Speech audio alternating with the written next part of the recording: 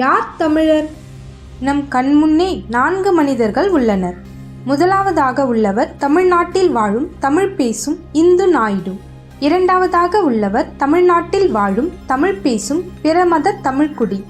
மூன்றாவதாக உள்ளவர் தமிழ்நாட்டில் வாழும் தமிழ் பேசும் ஜெயின மார்வாடி. கடைசியாக உள்ளவர் தமிழ்நாட்டில் வாழும் தமிழ் பேசும் இந்து மத தமிழ்குடி. இவர்களுள் யார் தமிழர்? இதற்கு 3 பேர் வெவ்வேறு விதமான 3 பதில்களை அளித்துள்ளனர். ஒவ்வொன்றாக பார்த்து விடுவோம். முதலாவதாக ஹரிஹரன் ராஜா சர்மா என்பவர் யார் தமிழர் என்ற கேள்விக்கு கூறிய பதிலை பார்த்துவிடலாம்.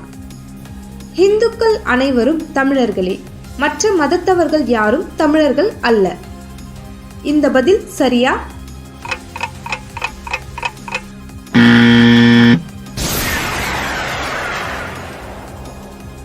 தவறு. இவர் கூற்றுப்படி பார்த்தால் மார்வாடி சேட்டுக்களும் தெலுங்கு நாயுடுகளும் தமிழர்கள் ஆகிவிடுவார்கள். பிற மதத்தை சார்ந்த தமிழ்குடிகள் வேற்றினத்தவராம். இரண்டாவதாக திராவிட கட்சியின் சார்பாக ஒருவர் வந்துள்ளார். அவர் கூறிய பதில் பார்த்துவிடலாம். ஆரியர்களை தவிர்த்து தமிழ்நாட்டில் வாழும் அனைவரும் தமிழர்களே. இந்த பதில் சரியா?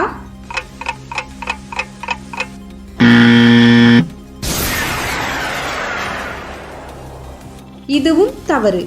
இவரின் கூற்றுப்படி பார்த்தால் தெலுங்கு நாயுடுகளும் தமிழர்கள் ஆகிவிடுவார்கள். மூன்றாவதாக தமிழ் தேசியவாதி என்று கூறிக்கொண்டு ஒருவர் வந்துள்ளார். இவர் என்ன பதில் கூறுகிறார் என்று பார்த்துவிடலாம். தமிழை தாய்மொழியாக கொண்டவர்கள் அனைவரும் தமிழர்களே.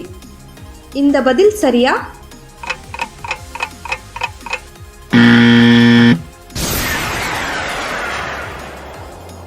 இதுவும் தவறு.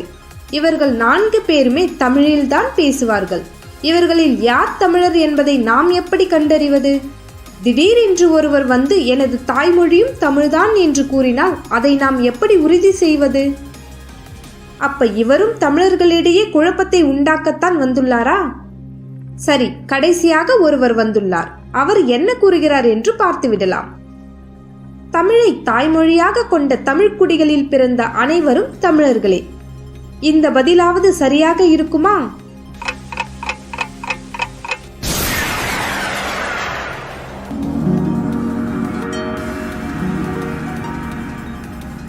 மிகச் சரியான பதில்.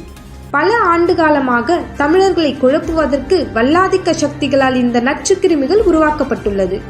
மேலோட்டமாக பார்க்கும் போது இவர்கள் ஒருவருக்கொருவர் சண்டை போட்டுக் கொள்வது போல் தோன்றினாலும் உண்மையில் இவர்கள் அனைவரும் திட்டமிட்டு தமிழர்களை குழப்பி வருகின்றனர். இனிமேல் யார் தமிழர் என்ற கேள்வியை யார் கேட்டாலும் உரக்கச் சொல்லுங்கள் இந்த பதிலை. தமிழை தாய்மொழியாக கொண்ட தமிழ்குடிகளில் பிறந்த அனைவரும் தமிழர்களே.